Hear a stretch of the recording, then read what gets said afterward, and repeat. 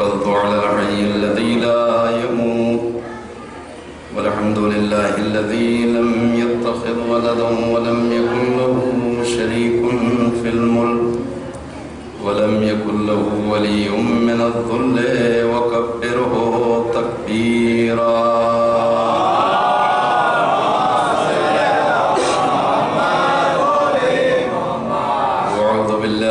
الشيطان اللعين الرجيم. بسم الله الرحمن الرحيم.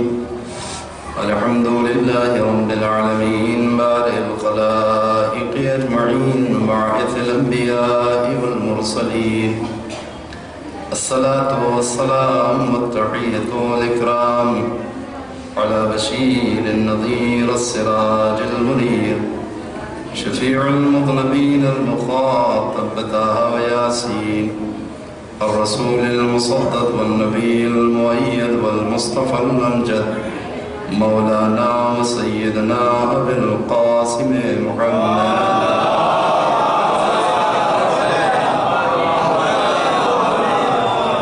وعلى آله الطيبين الطاهرين المعصومين المظلومين ولعنة الله على أعدائهم أجمعين من يومنا هذا إلى قيام يوم الدين. أما بعد فقد قال الله تبارك وتعالى في القرآن الحكيم. بسم الله الرحمن الرحيم. صبغة الله ومن أحسن من الله صبغة ونحن له عابدون.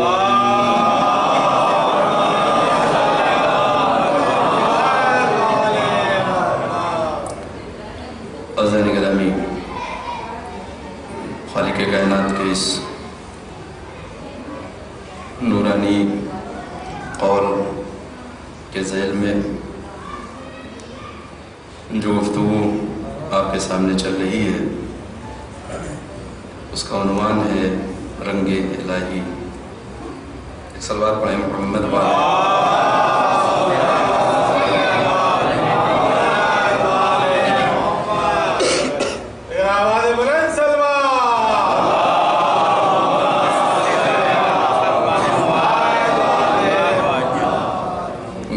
ایک بار سورہ حمد اور 3 بار سورہ اخلاص کی تلاوت فرمائیں اور زاہد علی ابن گلاب علی اور وہ تمام مومنین مرحومین کی جو فرش ادا پہ حاضر ہوتے تھے مگر مرحوم ہو چکے ہیں ان سب کی ارواح خوش.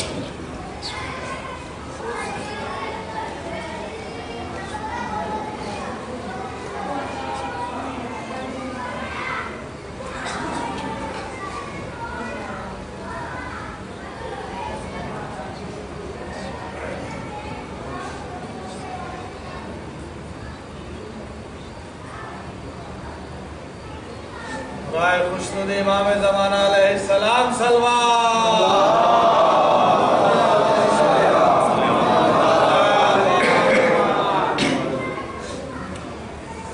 تو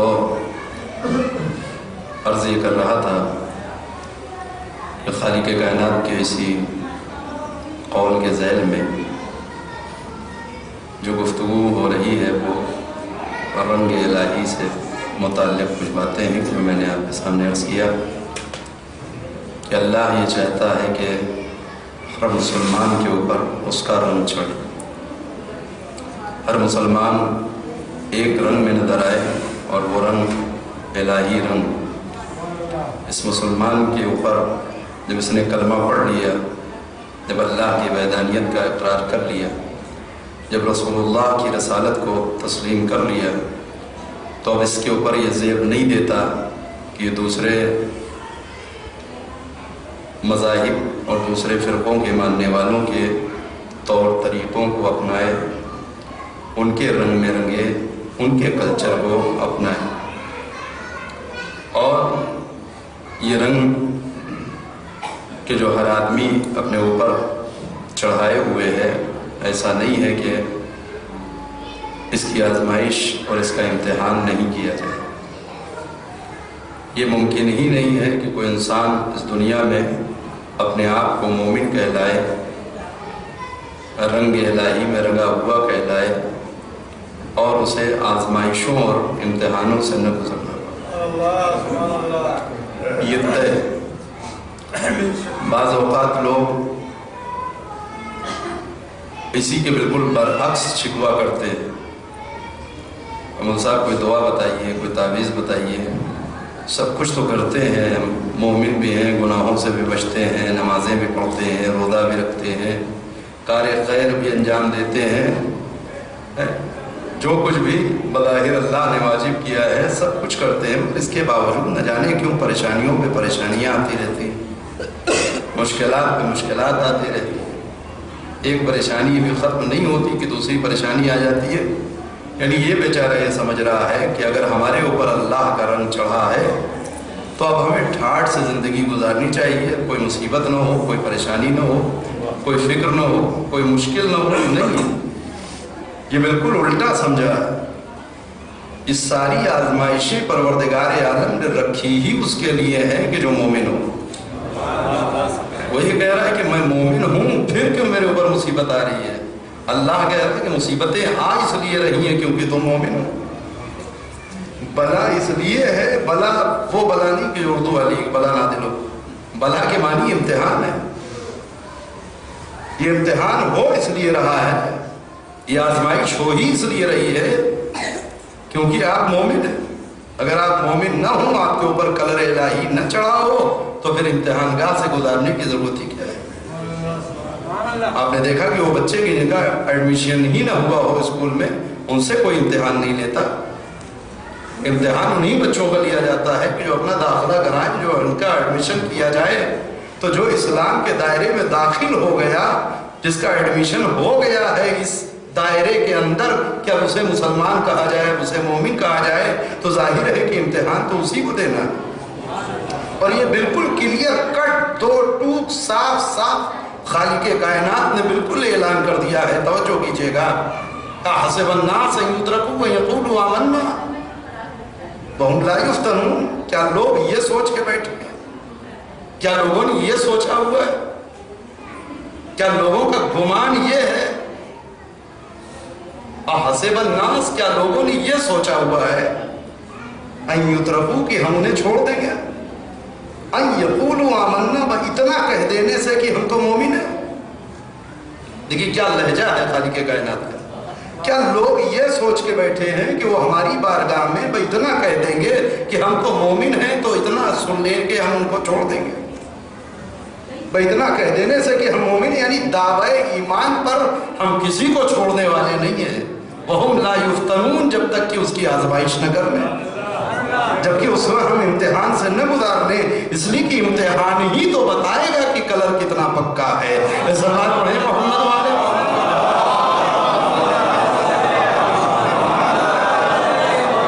कुरान बिल्कुल साफ साफ कह रहा है कि अगर ऐसा कोई सोच रहा है कि उसका गुमान है, कि उसकी खाम ख्याली है, ये उसकी फिक्र हो सकती है, उसका नजरिया हो सकता है, ये उसका अकीदा हो सकता है, मगर इलाही नजरिया ये नहीं है, इस्लामी नुक्ते नजर ये नहीं है। ये तो तय है, तवज्जो कीजिएगा, कि हम नहीं छोड़ेंगे। इसमें किसी को इस्तिस्ना नहीं किया खालिके कायनात ने। अहसिबन्नास अन युतरकू यक़ूलू आमन्ना वहुम ला युफ्तनून, क्या लोग ये सोच के बैठे हैं कि वो हमारी बारगाह में सिर्फ ये कह देंगे कि हम तो ईमानदार हैं, मोमिन हैं, तो हम उन्हें जाने दें, उनकी आजमाइश नहीं करेंगे, उन्हें चेक नहीं किया जाएगा कि वाकई ये कितनी देर तक टिका रहने वाला मोमिन है, वाकई इसके ऊपर रंग जो चढ़ा है ईमान का वो कितना मोहकम है, कितना मजबूत है। तवज्जो कीजिएगा, हद ये है कि खालिके कायनात ने अंबिया को नहीं छोड़ा। तवज्जो कीजिएगा, नबियों को सिर्फ इतना कह देने पर नहीं छोड़ा कि हम तो मोमिन हैं, और रसूलों को नहीं छोड़ा, उलुल अज़्म पैगंबरों को नहीं छोड़ा। हम और आपकी हैसियत क्या है? तवज्जो करिए, हमारी हैसियत क्या और आपकी हैसियत क्या, हमारी औकात ही क्या है? वो भी कोई छोटे मोटे अंबिया का तज़किरा नहीं है। उलुल अज़्म पैगंबर, साहिब किताब नबी, साहिब शरीयत नबी, जो जितना मुकर्रबे बारगाह होता चला गया उस कदर उसका इम्तिहान शदीद होता चला गया। तवज्जो कीजिए, इसलिए कि इम्तिहान लिया ही उसका जाता है जो कुछ हो, इसकी कोई हैसियत ना हो उसकी आजमाइश नहीं की जाती, उसका इम्तिहान नहीं लिया जाता। तवज्जो कीजिए, اور یہ جو قرآن مجید بار بار قصے لے کر کے آتا ہے، کہانیاں لے کے آتا ہے، واقعات لے کر کے آتا ہے، وہ اس لیے نہیں ہے کہ رمضان کا مہینہ آئے گا تو مومنین کا کچھ ٹائم پاس ہو جائے گا، وہ اس لیے نہیں ہے کہ کوئی اس دنیا سے اٹھ جائے گا تو اس کے لیے قرآن خوانی رکھنا ہے، سیوم ہونا ہے، 40واں ہونا ہے تو پارے پڑھ لیے جائیں گے کچھ، اس لیے تھوڑی نا قرآن آ رہا ہے۔ یہ قرآن تو پے در پہ قصے لے کر کے آ رہا ہے، کہانیاں لے کے آ رہا ہے۔ ابھی بات زبان پہ جاری ہوگی، قرآن مجید کا ایک طرز بیان، ایک طریقہ ہدایت یہ ہے کہ قصوں کے ذریعے سے، واقعات کے ذریعے سے کوئی پیغام دیتا ہے۔ صلوات پڑھیں محمد والے محمد کو۔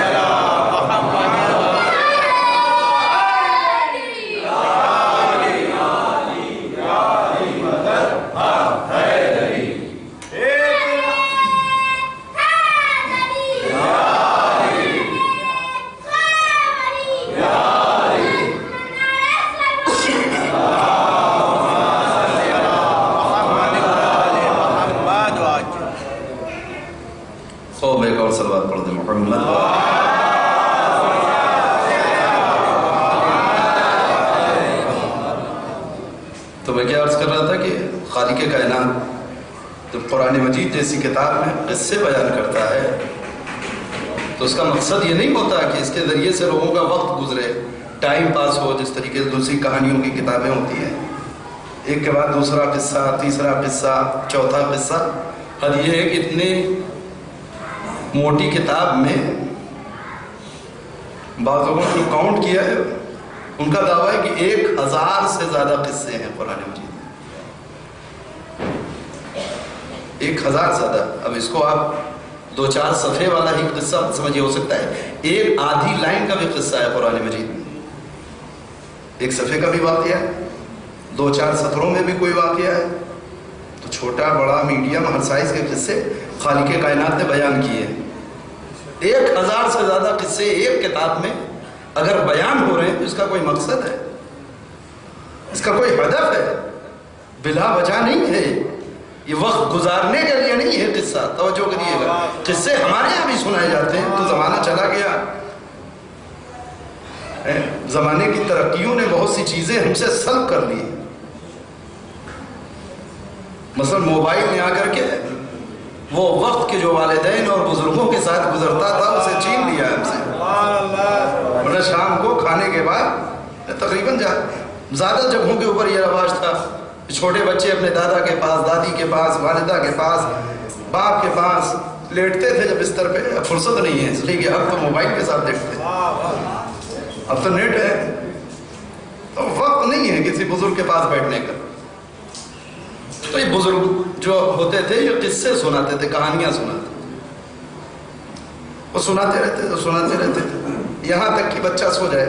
اصل میں کہانی سنانے کا مقصد ہی یہی ہوتا تھا کہ سو جائے۔ اور قرآن مجید جو قصے سناتا ہے وہ سلانے کے لیے نہیں،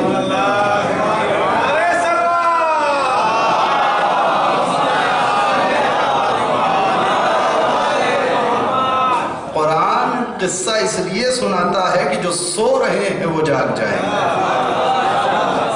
جو سو رہے ہیں وہ جاگ جائیں۔ تو قرآن اصل میں بیدار کرنے کے لیے واقعات بیان کرتا ہے۔ اس نے 1000 سے زیادہ قصے بیان کرنے والا خالق کائنات قصوں کے بیان کرنے کے اسباب بھی بیان کر رہا ہے۔ بسم اللہ الرحمن الرحیم، قُلْ لَن نُقَصِّرُ عَلَيْكَ مِنْ أَنْبَاءِ الرُّسُلِ مَا نُثَبِّتُ بِهِ فُؤَادَكَ۔ اے میرے پیغمبر، جو ہم یہ رسولوں کے قصے آپ کو سناتے ہیں، ہم یہ چاہتے ہیں کہ اس کے ذریعے سے آپ کے قلب کو اطمینان دلائیں، مضبوط کریں، آپ کے دل کو مضبوط کریں۔ کیوں؟ اس لیے کہ ہمارے پیغمبر کے اوپر جس قدر مصائب ڈالی ہے امت نے، قوم نے، مصیبتیں برپا کی ہیں، تو خالق کائنات نے گزشتہ رسولوں اور پیغمبروں کے قصے سنائے کہ اس کے ذریعے سے آپ کا دل مطمئن ہو کہ آپ کے ساتھ پہلی بار نہیں ہو رہا ہے، پہلے کے انبیاء کے ساتھ بھی یہ ہو چکا، پہلے کے رسولوں کے ساتھ بھی یہ ہو چکا، آپ سے پہلے جن کو ہادی بنایا ان کے ساتھ بھی قوم نے کیا کیا کیا۔ تو ایک فائدہ یہ ہے کہ ماں نثبت بہ فؤادک، کہ اس کے ذریعے سے ہم آپ کے دل کو مضبوطی دیتے ہیں۔ وَمَوْعِظَةٌ وَذِكْرَىٰ لِلْمُؤْمِنِينَ، 3 فائدے قرآن مجید نے قصے کے بیان کیے، توجہ کیجیے۔ ایک مخصوص پیغمبر سے، اور قرآن یہ بتا رہا ہے کہ ہمیشہ وہ قصے سنائے جائیں، وہ قصے پڑھے جائیں کہ ان میں 2 صفتیں ہونی چاہیے، موعظہ بھی ہو وذکریٰ للمؤمنین، مومنین کے لیے یاد دہانی بھی ہو۔ قصے کی یہ 2 صفت لا رہا ہے قرآن مجید، لہذا ان قصوں کو بیان کیجئے کہ جس کے ذریعے سے مومنین کی کے لیے یاد دہانی ہو، موعظہ ہو، کچھ اس کے لیے عبرت کا سامان ہو۔ صلوات پڑھیں محمد والے۔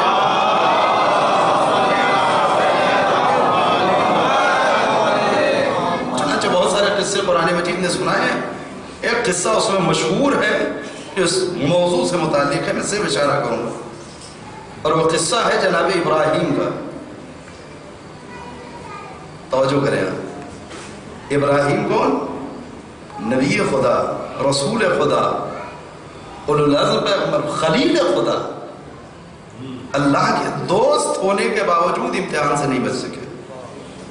توجہ کریں، اللہ کے دوست ہے، خلیل خدا، یہ منصب ہے جس پہ کوئی فائز نہیں ہے، مگر اس کے باوجود جناب ابراہیم نے بار بار امتحان دیا ہے، اور امتحان ہو کس چیز کا رہا ہے؟ بس اسی ایک چیز کا کہ دیکھیں ابراہیم کا رنگ کتنا محکم اور کتنا پکا ہے، اس کے علاوہ اور کوئی امتحان جناب ابراہیم نہیں دیا، توجہ کیجیے گا۔ اور امتحان بچپن سے شروع ہے جناب ابراہیم کا، اس گھر میں ہے کہ جہاں باپ کا انتقال ہو چکا ہے، چچا کی زیر نگرانی ہے، زیر تربیت ہے، اور وہ خود بت پرست ہے، خود آزر بت پرست ہے۔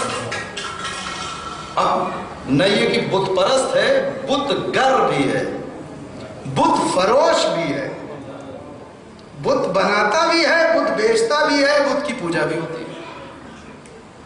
اس ماحول میں جناب ابراہیم کی پرورش ہو رہی ہے۔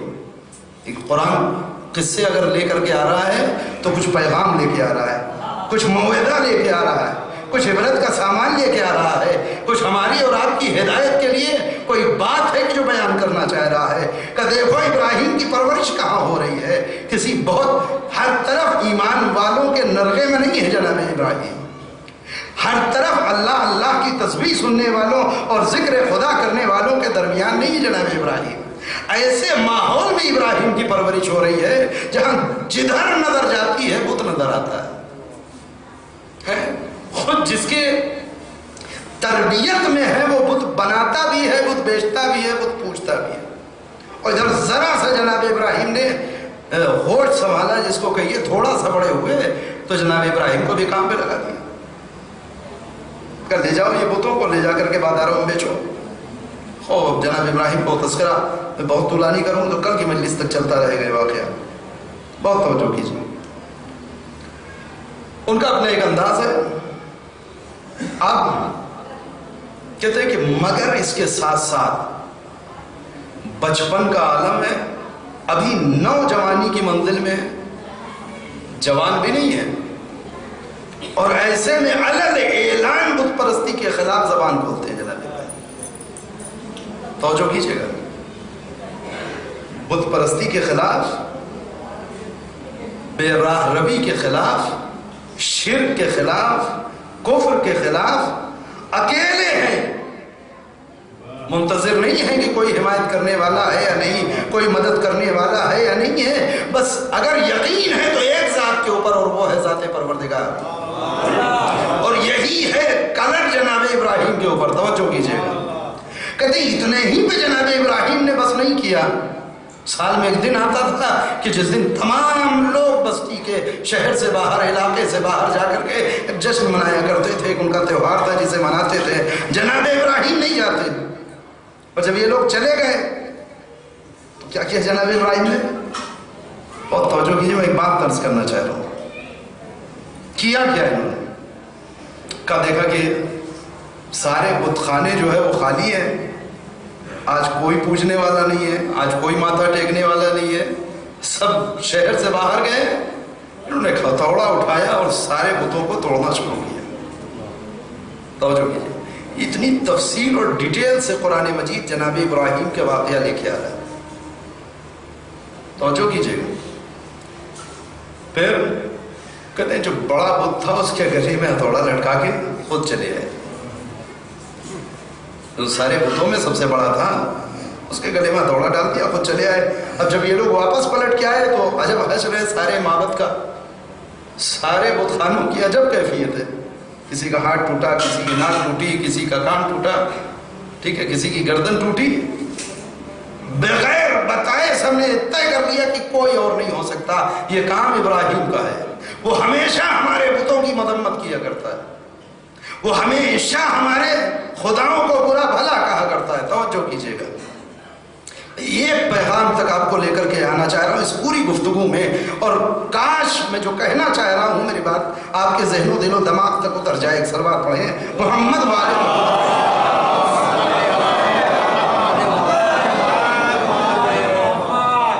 کیجیے گا۔ اس پوری خلاصہ داستان کو سننے کے بعد کوئی اور نہیں ہو سکتا، یہ ابراہیم ہے۔ نہ تنہائی کا خوف ہے، نہ بے یار و مددگاری کا احساس ہے، یا کون ہمارا ہم زبان ہوگا اس کا خیال ہے، کون ہمارا پشت پناہ ہوگا اس کا کوئی خیال نہیں، صرف ایک ذات پروردگار پہ توکل کر کے قدم اٹھا لیا جناب ابراہیم نے۔ توجہ کریں، اب کہتے ہیں بادشاہ تک خبر پہنچی ہے، اس نے کہا اریسٹ کیا جائے، گرفتار کیا جائے۔ جناب ابراہیم کو گرفتار کر کے لا کے کھڑا کر دیا گیا۔ جرم کا جرم یہ تم نے ہمارے بتوں کو توڑا۔ اب قرآن ہے، یہ دیکھیے، جناب ابراہیم کہتے ہیں نہ، کیسے پتا تم کو کہ ہم نے توڑا ہے؟ کوئی دلیل ہے تمہارے پاس؟ کا دلیل یہ ہے کہ تم ہمیشہ ہمارے بتوں کی مذمت کرتے ہو۔ جناب ابراہیم کہتے ہیں کہ بل فعلہ کبیر، بل فعلہ کبیر ھذا فاسألوہم ان کانوا ینطقون، بلکہ یہ کام تو بڑے کا ہے، فاسألوہم ان لوگوں سے پوچھ لو، ان کانوا ینطقون اگر یہ بولیں جواب دیں تو ان سے پوچھو۔ اب یہاں کچھ مسلمان بیچارے جو ہے وہ چکر میں پڑ گئے، چونکہ قرآن کہہ رہا ہے، حدیث کہتی تو جھٹلا دیتے کہ حدیث ضعیف ہے، غیر معتبر ہے، مشکل ہے، اس میں خرابی ہے، راوی معتبر ہے، غیر معتبر ہے، پوری ایک قسم۔ اور قرآن کہہ رہا ہے کہ جناب ابراہیم نے یہ کہا بل فعلہ کبیر ھذا، یہ کام تو بڑے کا ہے۔ توجہ کیجیے گا، بڑے بدھ کے گلے میں ہتھوڑا لٹک رہا ہے، اسے نہیں چھوڑا انہوں نے۔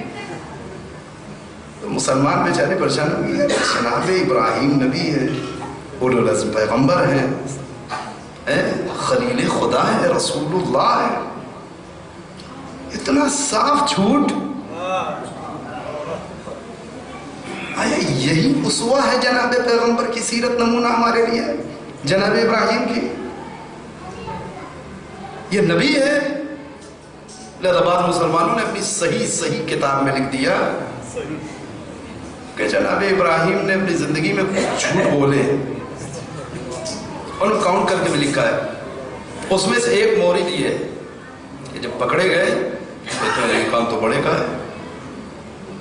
اب کیا ہو؟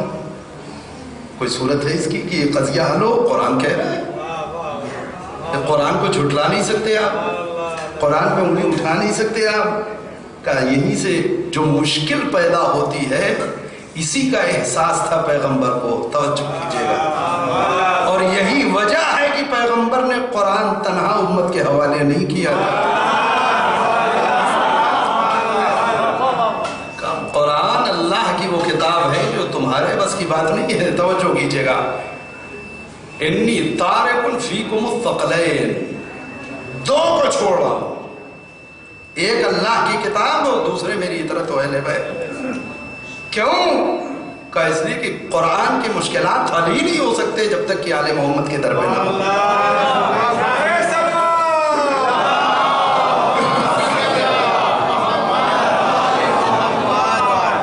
توجہ کیجیے گا،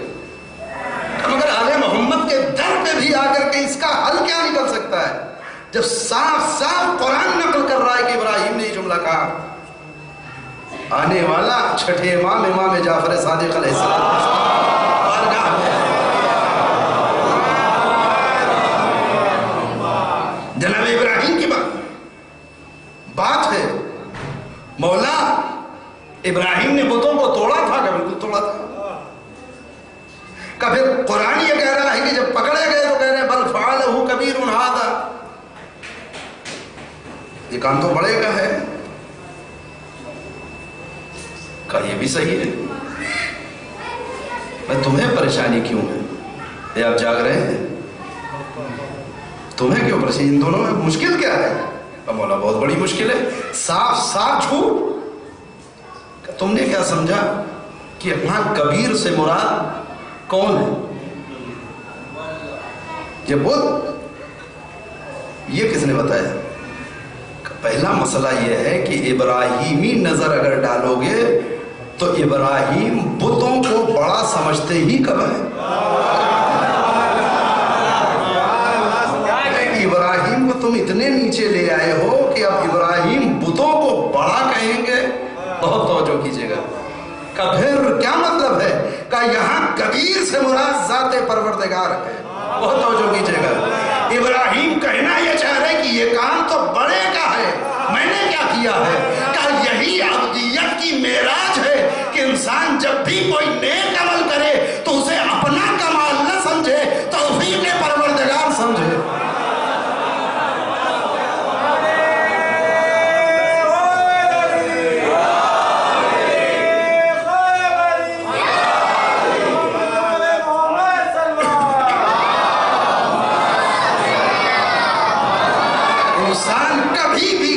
نیکی کی جانب قدم اٹھا ہی نہیں سکتا جب تک کہ تائید پروردگار نہ ہو جائے، جب تک کہ توفیق پروردگار شامل حال نہ ہو جائے۔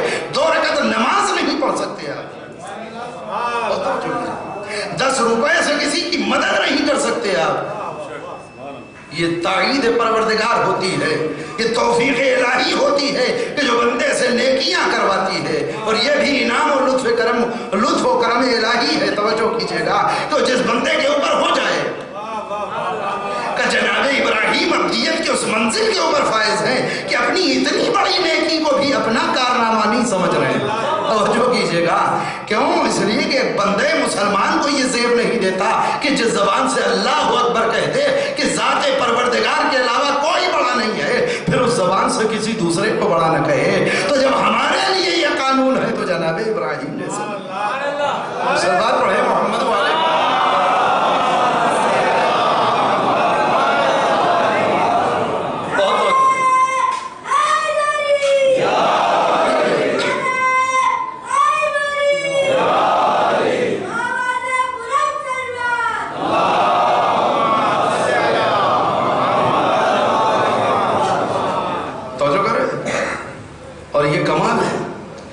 انسان کا کہ اپنے کارنامے کو اپنا نہ کہے،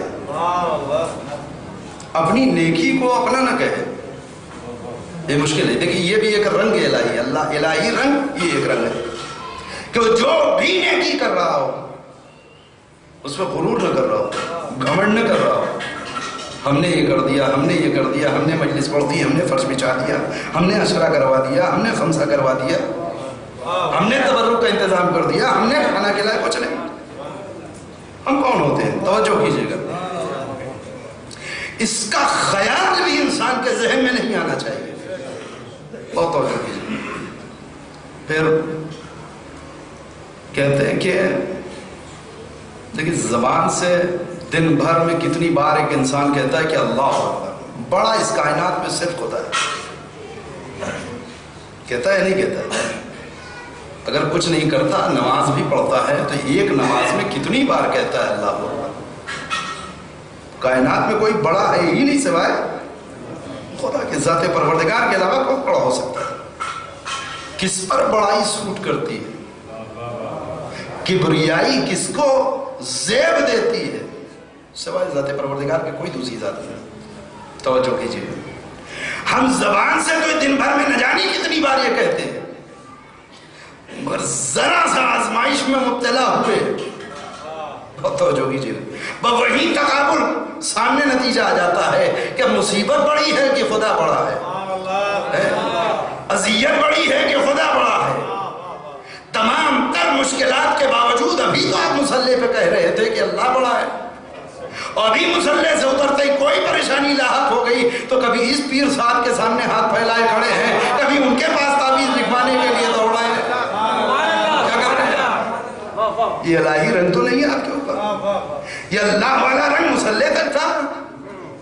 مصلی سے اترنے کے بعد کب تک ذات الہی پر آپ کا بھروسہ قائم ہے؟ توجہ کیجیے، اس عصر میں آ جائیے، اس زمانے میں ایک مرد مجاہد جس نے اتنا بڑا انقلاب اس دنیا میں رونما کیا۔ انقلاب تو اس زمانے میں اس دنیا میں بہت سارے آئے اور چلے گئے، بہت سارے انقلابات آتے گئے اور جاتے رہے، مگر کوئی انقلاب اتنی دیر تک اپنی پوری آب و تاب کے ساتھ باقی نہیں رہا جیسا انقلاب ایران، انقلاب اسلامی ایران۔ آج تک وہ نکھرتا ہی جا رہا ہے انقلاب، نہ انقلاب تیونس میں بھی آیا، انقلاب مصر میں بھی آیا، انقلاب اس کے علاوہ بھی بہت سارے پہلے بھی آئے، اس کے بعد بھی آئے، مگر صفحے تاریخ سے مٹ گیا ان کا تذکرہ۔ مگر ایک انقلاب اتنا اہم ترین انقلاب آیا کہ جو آج تک پوری آب و تاب کے ساتھ باقی ہے۔ کتنا بڑا کارنامہ ہے یہ دنیا میں؟ کوئی معمولی کارنامہ ہے؟ آسان ہے؟ لوگوں کو اپنا ہم فکر اور ہم خیال بنا لینا یہ بہت مشکل کام ہے، بہت توجہ کیجیے گا۔ اور وہ بھی نیکی سے برائی کی طرف لے جانا بہت آسان کام ہے۔ جو کھلی ہوئی گمراہی میں ہو اسے نیک بنا دینا یہ بہت بڑا کارنامہ ہے۔ اس لیے کہ جس وعدے کے ساتھ انقلاب لایا جا رہا ہے، یہ تحریک چلائی جا رہی ہے، اس میں یہ نہیں ہے کہ اگر ہم یہ تختہ الٹنے میں کامیاب ہو گئے تو تمہیں آزادی دے دیں گے جیسے چاہو زندگی میں۔ اس میں ہے کہ انقلاب اسلامی ہوگا، قانون اسلامی ہوگا، لہذا اب تک جو بھی بے حجاب ٹہل رہا ہے وہ سوچ سمجھ لے کہ اگر انقلاب آ گیا تو سر پہ چادر ہوگی۔ اب ایسے میں کتنی بے حجاب عورتیں ہیں کہ جو انقلاب کی حمایت کریں گی، سوچیں آپ۔ اگر انقلاب آ گیا تو اب شراب پہ بینڈ ہوگا، کتنے شرابی ایسے ملیں گے کہ جو ویسے میں انقلاب کے ساتھ اور انقلاب کے حمایتی ہوں گے۔ بالکل الٹا بہاؤ ہے یہ دریا کا، توجہ کیجیے گا۔ یہاں کوئی حکومت آتی ہے تو روزانہ آپ دیکھیے کہ نئے نئے کھلونوں کا اعلان ہوتا ہے کہ اگر ہماری اب کی حکومت آ گئی تو یہ کر دیں گے، تو یہ کر دیں گے، آپ کو یہ آزادی، یہ ڈیل، یہ فائدے۔ اور وہاں معاملہ یہ ہے کہ جن فائدوں میں وہ ہیں اس سے بالکل الٹا معاملہ ہے۔ حد یہ ہے کہ شاہ ایران کے زمانے میں یہ مسئلہ اختیاری نہیں تھا کہ کوئی عورت اگر پردہ کرنا چاہے تو پردہ کرے اور بے حجاب رہنا چاہے تو بے حجاب نہ، جرم تھا۔ اگر کوئی عورت حجاب کے ساتھ گھر سے باہر نکل آئے تو پرمیشن تھی پبلک کو بھی، پولیس کو بھی، کہ اس کا حجاب نوچ لیا جائے، اور کم سے کم میں ممبر سے اتنا پڑھوں کم سے کم اس سے شیک ہینڈ کیا جائے، ہاتھ ملایا جائے۔ یہ ہے زمانہ کہ جہاں حجاب کی خواہش رکھنے والی خواتین بھی با حجاب نہیں گھر سے نکل سکتی۔ تو اب میں نے یہ جو جملہ کہا کہ کھلی ہوئی گمراہی میں تھے تو غلط تو نہیں کہا، لفی ضلال مبین، کھلی ہوئی گمراہی میں۔ اور ایسے میں ایک مرد مجاہد نے اپنی الہی سوجھ بوجھ کے ساتھ اتنی پرانی حکومت کا تختہ پلٹ دیا، جب ساری دنیا حیران رہ گئی کہ آخر یہ کارنامہ ہو کیسے گیا۔ کیوں؟ اس کے پیچھے یہی سارے عوامل تھے کہ برائی کی طرف لوگوں کو لے جانا بہت آسان ہے۔ ہم انٹرنیٹ فری کر دیں گے، ہم لیپ ٹاپ بانٹ دیں گے، ہم آپ کو یہ دے دیں گے، یہ بہت اچھا ہے اپنا فیور بنانے کے لیے، مگر جو آزادیاں آپ کو نصیب ہیں وہ سب سلب کر لی جائیں گی اور صرف اسلامی قوانین کو رائج کیا جائے گا. یہ بہت مشکل کام تھا. صلوات پڑھیں محمد والے.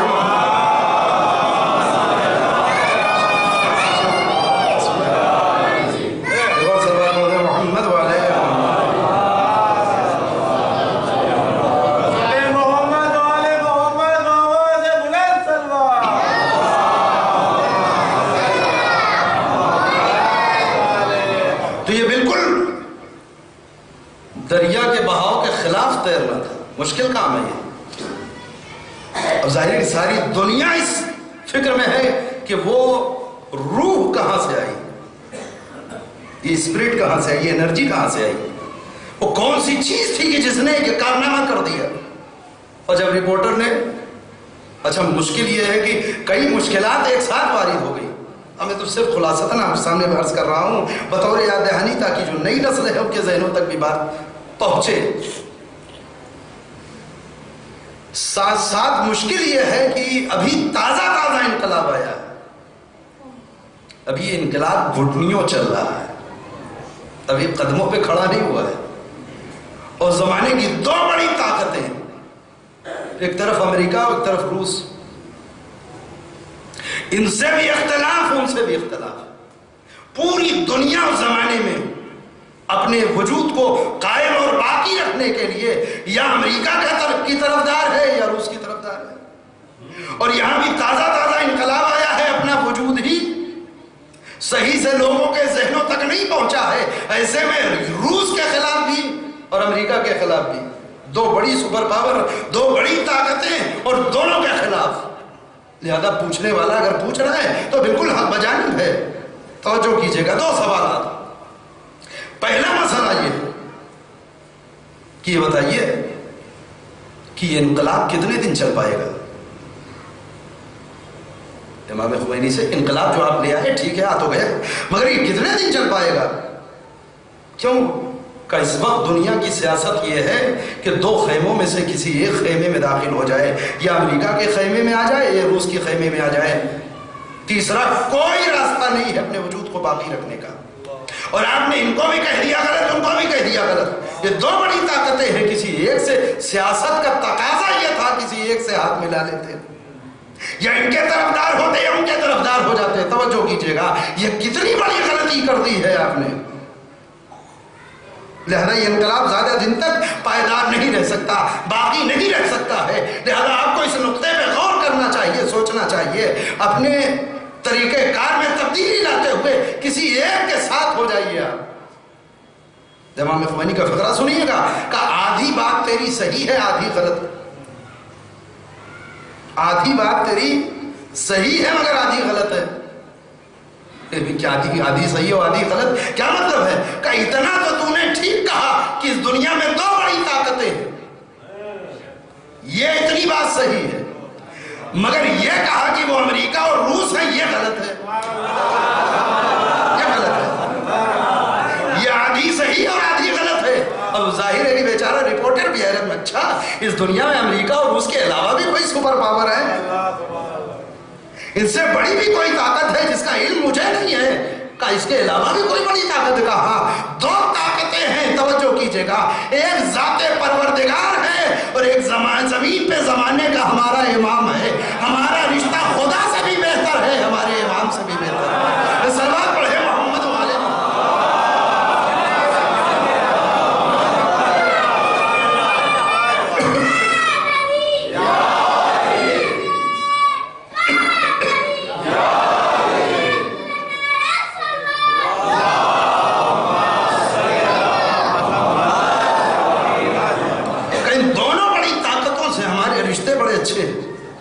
لہذا تم فکر نہ کرو, یہ انقلاب باقی رہے گا, یہ ملک ترقی کرے گا.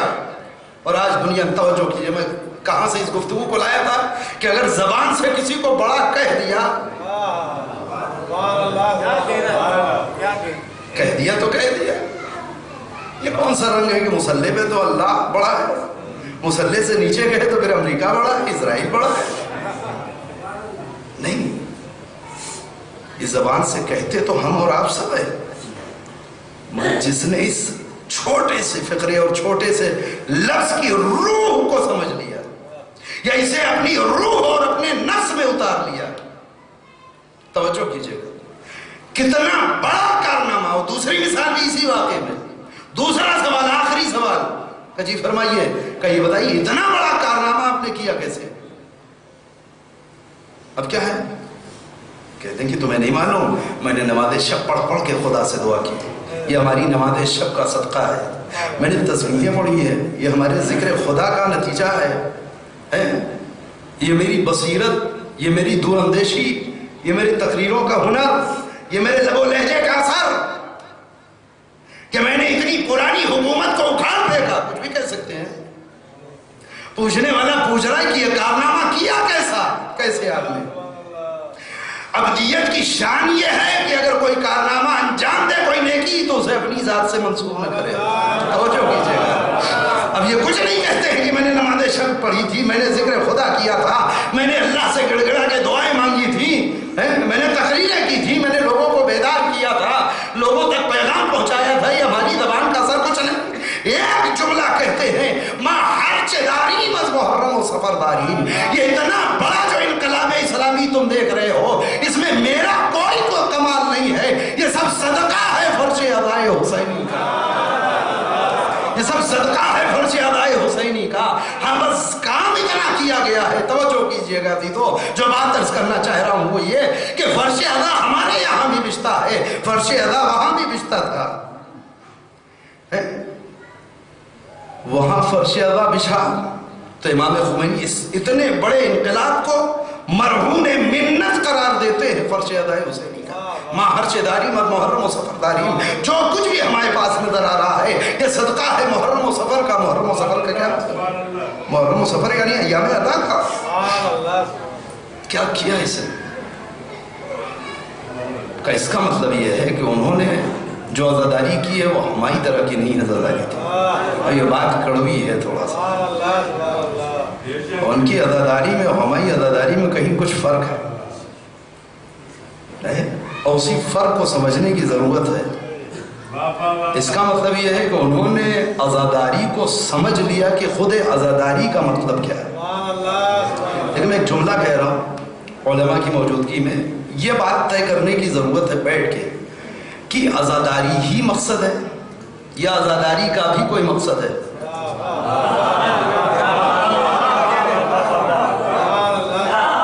بھائی اس کو طے کر دیجئے. ہمارے اور ان میں جو فرق ہے بنیادی وہ یہی فرق ہے. ہم نے عزاداری ہی کو مقصد بنا دیا ہے تو عزاداری ہو رہی چاہے جیسے ہو. انہوں نے سمجھا کہ عزاداری کا بھی کوئی مقصد ہے اور اس مقصد کو تلاش کیا. توجہ کیجئے گا. اور جب اس مقصد کو تلاش کیا تو انقلاب کربلا سے صرف آنسو نہیں دیا, انقلاب کربلا سے صرف ثواب نہیں لیا, انقلاب حسینی سے صرف شفاعت اور بخشش اور یہ آخرت صرف آخرت کے چکر نہ. یہ کربلا کے لیے بہت چھوٹی چیز ہے. کربلا جیسے عظیم مارکے سے جو توقعات ہماری ہیں وہ بہت چھوٹی ہیں, بہت چھوٹی. صلوات پڑھیں محمد والے محمد.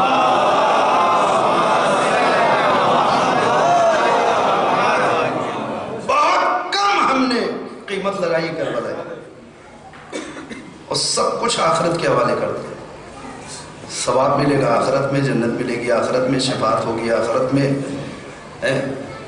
عزت ملے گی آخرت میں. نا کربلا اسی دنیا میں بھی بہت کچھ دینے کے لیے تیار ہے. اس دنیا میں بھی کربلا سے کچھ لیا جا سکتا ہے. یہ حماقت ہے کہ جو دونوں جہانوں میں کچھ دینے کی صلاحیت رکھتا ہو اس سے ہم ایک جہان میں بالکل منہ موڑ کر کے صرف ایک جہان کی بات کریں نا. ثواب, بخشش, شفاعت, جنت, حور و کوثر و غلمان سب آخرت کے لیے. مگر اس دنیا میں بھی کربلا کچھ دیتی ہے. اس دنیا میں سب سے پہلے جو کربلا دیتی ہے وہ عزت, سربلندی, وہ استقامت, وہ حق کی راہ پر ڈٹے رہنے کی طاقت. ان میں سب سے عظیم چیز ہے عزت، سربلندی۔ مشکل یہ ہے کہ ہم نے اس لفظ عزت کو بھی کسی مخصوص جگہ کے لیے رکھ دیا ہے۔ دیکھیے بہت ساری باتیں نہ کھلوائی ہے، کچھ مخصوص مواقع کے لیے ہم نے اس چیز کو رکھ چھوڑا ہے، باقی اس سے زیادہ کچھ عزت کے بارے میں ہم نے نہ سوچا ہے نہ سمجھا ہے۔ ٹھیک ہے نا؟ امام حسین علیہ السلام نے اپنے مشن کے دوران اس نقطے کو بھی اٹھایا، اور یہ دلیل اور یہ تائید فقرہ یہ کرے گا ہماری گفتگو کا۔ الا وان الدی ابن الدی قد رکض بین الاثنتین۔ کون کہہ رہا ہے؟ حسین ابن علی کہہ رہے ہیں، آگاہ ہو جاؤ۔ حسین ابن علی کا فقرہ ہے، کوئی عیب نہیں اس کو ممبر سے بیان کرنے۔ وہ انسان کی جو ناجائز اولاد اس کو کہتے ہیں دئی۔ الا وان الدی ابن الدی، ناجائز باپ کی ناجائز اولاد میں قد رکض بین الاثنتین، مجھے اس مقام پہ لا کے کھڑا کیا جہاں سے دو ہی راستے نکلتے ہیں،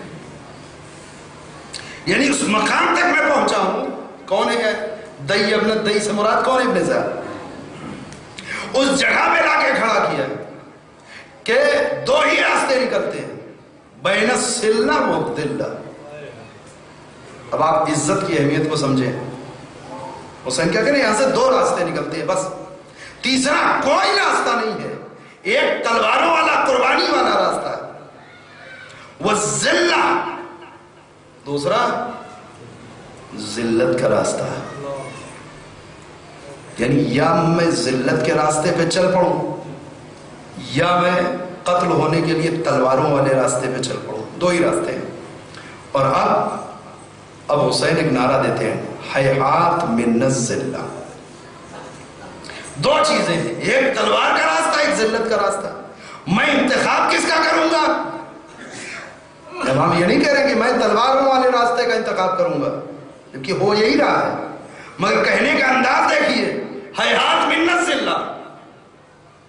ذلت تو ہمارے قریب ہی نہیں آ سکتی، ذلت کو ہم قبول ہی نہیں کر سکتے۔ کیا مطلب ہے اس کا؟ اس کا مطلب یہ ہے کہ جب ایک کو رد کر دیا تو اب ایک ہی آپشن بچا ہے، قتل ہو جائیں گے مگر ذلت کے راستے پہ نہیں جائیں گے۔ توجہ کیجیے گا، اب اگر کوئی فرش ادا بچھانے والا، مجلس غم میں آنے والا، مسلسل عزاداری کرنے والا، زندگی کے کسی مرحلے میں ذلت کے راستے پہ قدم آگے بڑھ جائے، ٹھہر کے سوچے ضرور کہیں حسین ابن علی کے راستے سے الگ راستے میں تو نہیں جائے، اس لیے کہ اس راستے پہ حسین نے کہا تھا ہیہات من الذلہ۔ توجہ کی، ہیہات من الذلہ۔ اور جس نے شاعر حسینی کو اپنا لیا، اس نے اپنی فوج کا نعرہ ہی بنا دیا، لیکن نعرے انہی نے دونوں بنائے تھے۔ اس کو نعرہ، دونوں نعرے انہی نے بنائے تھے، ایک کو آج پوری دنیا نے اپنا لیا ہے۔ یہ جو لبیک یا حسین ہے، ادھر 4-5 سالوں میں لگنے لگا ہے، اس کی ابتدا کس نے کی معلوم آپ کو؟ حزب اللہ نے، آغا نصر اللہ نے۔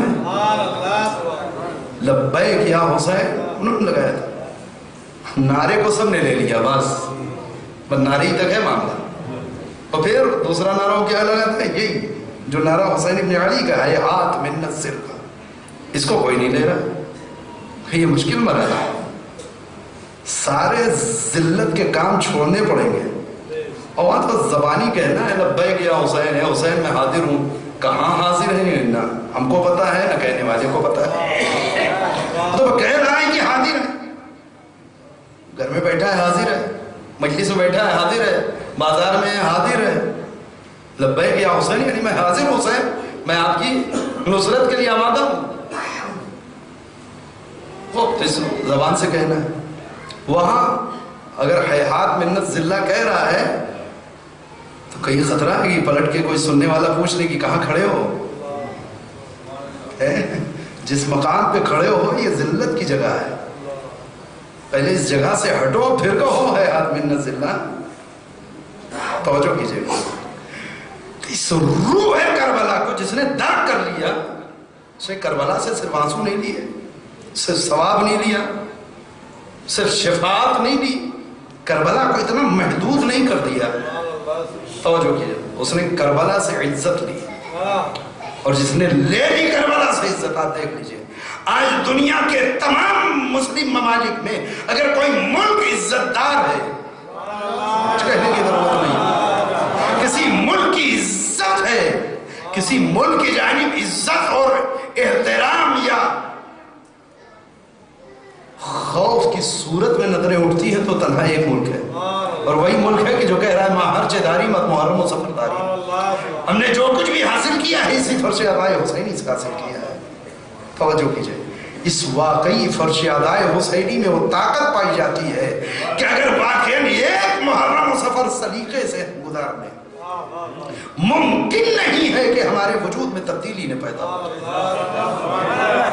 ممکن نہیں ہے، اس لیے کہ مجلس ہی ہدف نہیں ہے، مجلس کا بھی کوئی ہدف ہے، جس کے لیے جناب ثانیہ زہرا نے اس کی سنگ بنیاد دشمن کے دربار میں رکھی تھی.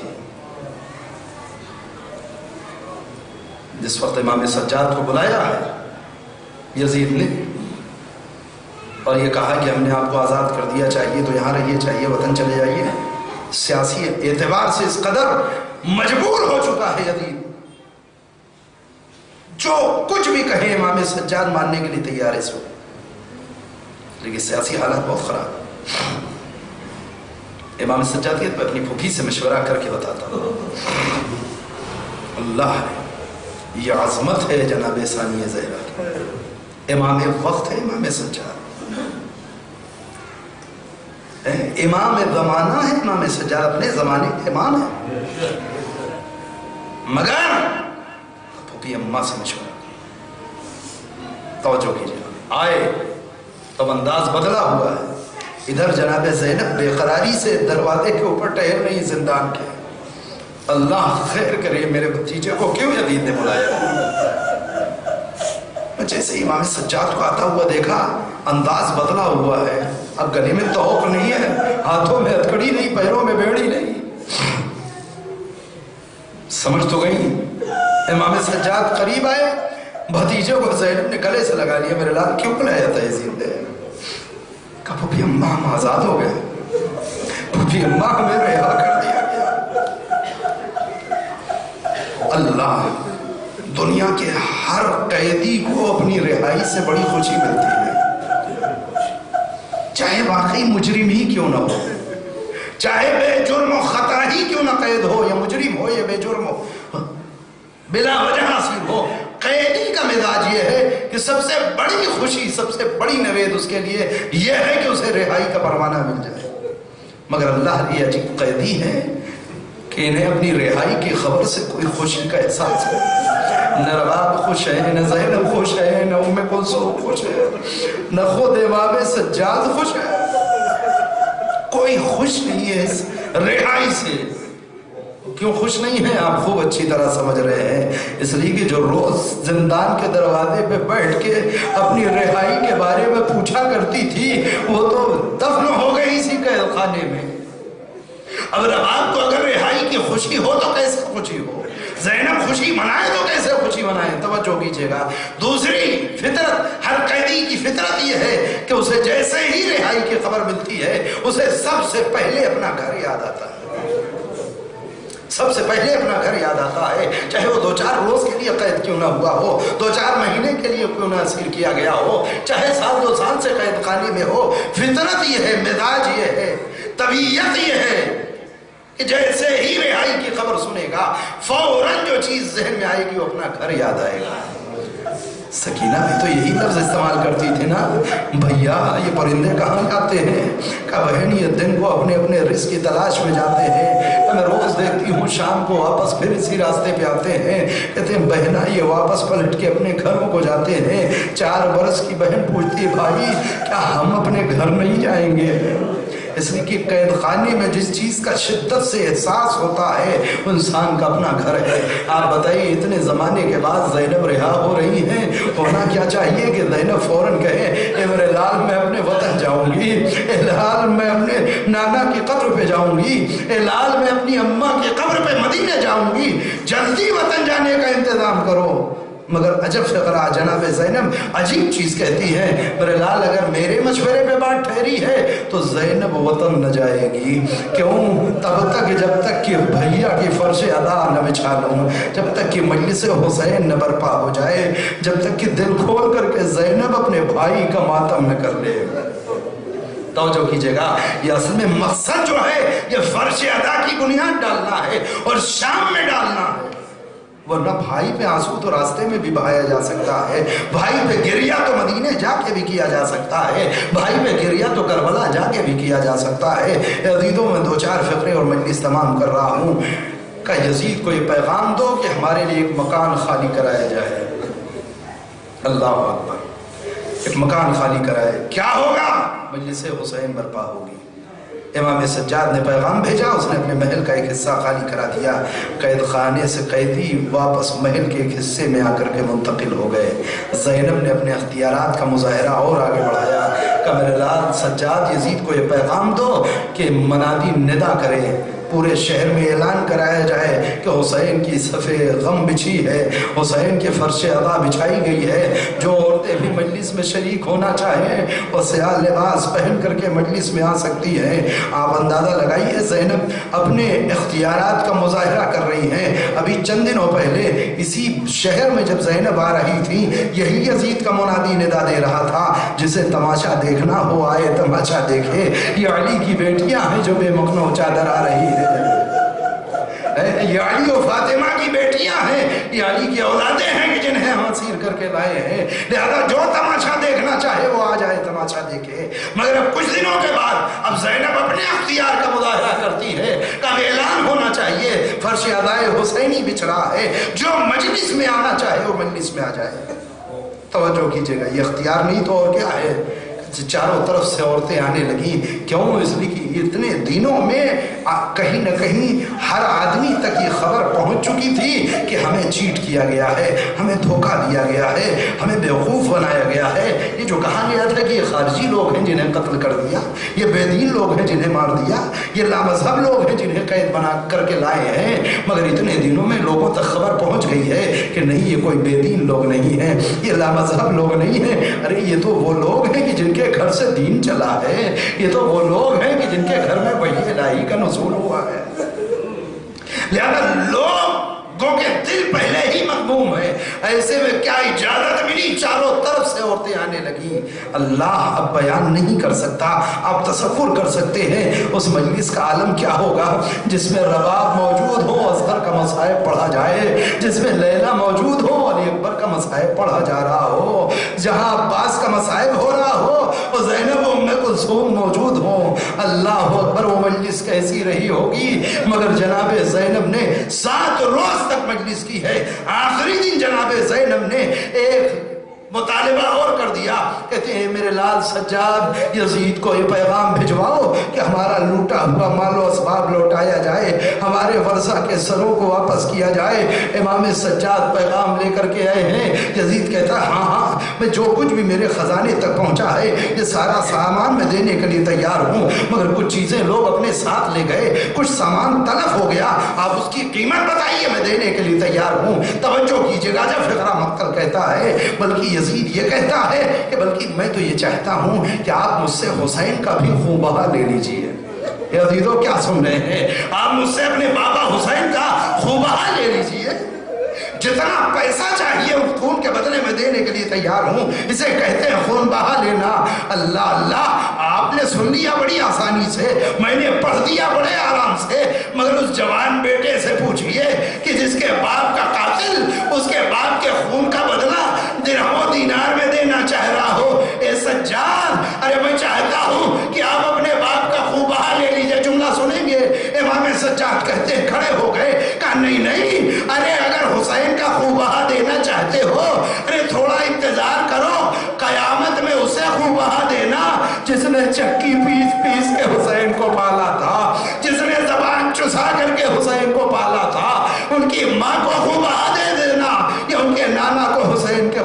خون بہا دے دینا. ارے مجھے تو سامان دے دو کہ جو تمہارے پاس بچا ہوا ہے. توجہ سامان دیے جاتے ہیں. عزیزو یہ تبرکات ہے کہ جو مجلس میں آ رہے ہیں. کہتے ہیں گٹھری لا کر کے کھولی گئی. کچھ سامان تھے کہ جو لوٹے گئے تھے, ان میں چادریں بھی ہیں. صاحب کی چادریں جناب زینب نے سب کے حوالے کر دیا. مجلس تمام ہو گئی. عزیزو ام کلثوم یہ تمہاری چادر, رباب یہ تمہاری چادر, اے ام فروا یہ تمہاری چادر, اے ام لیلا یہ تمہاری چادر. زینب نے اپنی چادر سر پہ رکھی مگر ہائے غضب, اب زینب کے ہاتھوں میں ایک چھوٹی سی چادر ہے. زینب اسے چھپائے ہوئے ہے کہیں رباب کی نظر نہ پڑ جائے. یہ چادر کس کی ہے؟ کہ یہ 4 برس کی بچی کی چادر ہے کہ جو راہ کوفہ و شام میں اور پھر دربار یزید میں اپنے چہرے کو اپنے ہاتھوں سے چھپائے ہوئے کر قید خانے شام میں سو گئی. زینب چادر لاتی ہے. اے بیٹا سکینہ اٹھو تمہاری چادر.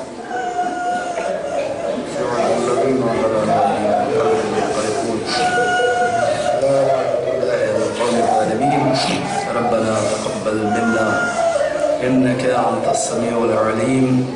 ہمارے ہمارے اس عمل کو قبول فرما, ہمارے گناہ کبیرہ و صغیرہ کو بخش دے. ہمیں اس وقت تک دنیا سے نہ اٹھا جب تک کہ تیری والے محمد کی ذات ہم سے راضی و خوشنود نہ ہو جائے. پروردگار پوری دنیا میں جہاں کہیں بھی محبان اہل بیت بستے ہیں اس سب کی جان مال عزت و آبرو کی حفاظت فرما. پروردگار مدافعین حرم حزب اللہ اور وہ تمام نوجوان کہ جو اس راہ میں لڑ رہے ہیں ان سب کی جان مال عزت و آبرو کی حفاظت فرما. روز اور کامیابی عطا فرما. پروردگار ہمارے مقدسات روزوں کی حفاظت فرما. مراجع کرام کا سایہ ہمارے سروں پہ قائم و دائم رکھ. پروردگار منتقم خون حسینی وارث کربلا ہمارے زمانے کے امام کے ظہور میں تعجیل فرما. مسافر کے اعمال انصار میں شریک فرما. ربنا تقبل منا انك انت السميع العليم. ایک بار اور گزارش کروں گا سورہ حمد اور 3 بار سورہ اخلاص کی تلاوت فرمائیں. اور زاہد علی ابن گلاب ولی مرحوم اور فرش ادا کے تمام مرحومین کے لیے یہ ساتھ